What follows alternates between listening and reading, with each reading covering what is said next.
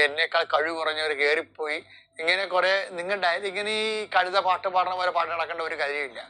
മറിച്ച് എന്താ സംഭവിച്ചാല് നീ പൂർണ്ണമായി ദൈവത്തിന്റെ കൈകളിലേക്ക് വരാൻ പോകുന്നു, ദൈവം എന്നെ ഏറ്റെടുക്കാൻ പോകുന്നു. അതുകൊണ്ടാണ് ഈ പണിക്കാരെ കൊണ്ട് ഉപേക്ഷിപ്പിക്കണത്.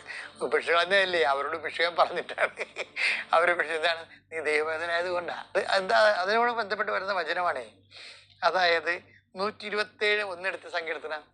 കർത്താവ് വീട് പണിയുന്നില്ല, കർത്താവ് വീട് പണിയുന്നില്ലെങ്കിൽ പണിക്കാരുടെ അധ്വാനം വ്യർത്ഥമാണ്. അതാണ് നിങ്ങളുടെ മുഴുവനും നിങ്ങൾ വെള്ളം അടിക്കണതും ആത്മഹത്യ ചെയ്യാൻ പോണതും പണിക്കാരുടെ പണി കിട്ടിയതല്ലേ. അവൻ ചതിച്ചു, ഇവൻ ചതിച്ചു, അവൻ വിസ തരാമെന്ന് പറഞ്ഞിട്ട് അവൻ തന്നില്ല, 8 ലക്ഷം പോയി. ഓൺലൈനില് ഞാൻ ഗാമ്പിൾ ചെയ്തു, കാശ് പോയി. ഇങ്ങനെ പണിക്കാർ നിങ്ങൾ ചതിക്കുമല്ലോ, അതിനകത്ത് സംശയമില്ല കാര്യങ്ങളല്ലേ. അപ്പൊ പണിക്കാരെപ്പോഴും പണി തരുമെന്നുള്ള ഉറപ്പാണ്. അപ്പൊ സങ്കീർത്തനം എന്താ പറയണത്? 127 പറഞ്ഞത് കർത്താവാണ് ഭവനം പണിയണത്. അപ്പൊ പണിക്കാർ ചതിക്കുന്നതിന്റെ കാര്യം എന്താണ്?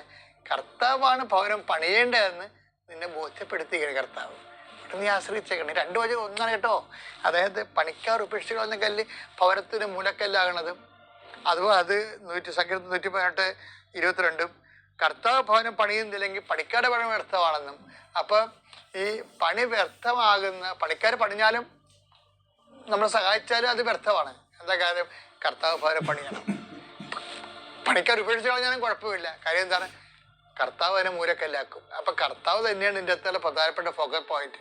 അപ്പൊ കർത്താവിന്റെ ഫോക്കൽ പോയിന്റ് ആയിട്ട് അങ്ങോട്ട് ജീവിതം റീഅറേഞ്ച് ചെയ്താണല്ലോ, അടിപൊളിയായിരിക്കും. Thank you.